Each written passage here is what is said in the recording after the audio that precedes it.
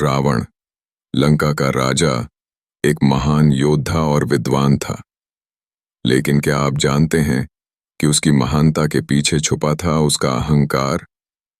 जानिए रावण की कहानी और उसके कष्टों का असली कारण। रावण लंका का राजा था और वह महाकवि वाल्मीकि द्वारा लिखित रामायण में एक प्रमुख शत्रु के रूप में दिखाई देता है। वह 10 सिरों वाला था, इसलिए उसे दशानन भी कहा जाता था।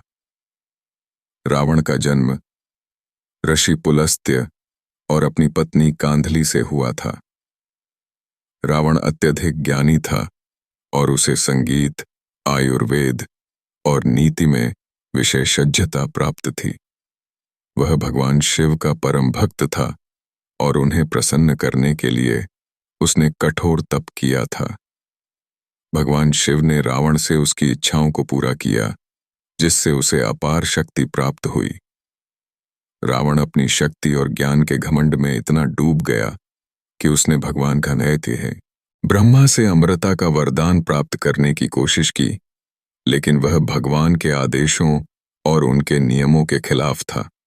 इसी अहंकार और इच्छाओं ने उसकी तबाही की राह खोली। रावण का सबसे बड़ा कृत्य भगवान राम की पत्नी सीता का अपहरण था। जब रावण ने सीता को अपहरण किया, तब भगवान राम ने उसे मुक्त करने के लिए लंका पर युद्ध छेड़ा।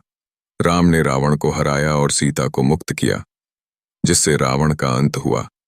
रावण की मृत्यु यह संदेश देती है कि अत्यधिक शक्ति और अहंकार से बुराई और अन्याय फैलता है। रावण ने अपनी शक्ति का गलत तरीके से उपयोग किया और भगवान राम से युद्ध किया, जिसके परिणाम स्वरूप उसे नाश का सामना करना पड़ा। राम और रावण का युद्ध यह दर्शाता है कि अंततः धर्म की विजय होती है। रावण के बारे में एक दिलचस्प पहलू यह है कि वह एक अहंकारी है। विद्वान और महान शास्त्रज्ञ था, लेकिन उसकी बुरी प्रवृत्तियों और अहंकार ने उसे विनाश की ओर अग्रसर किया। यह हमें यह सिखाता है कि व्यक्ति की शक्ति और ज्ञान का उद्देश्य अच्छाई और धर्म के लिए होना चाहिए, न कि आत्मनिर्भरता और अहंकार के लिए।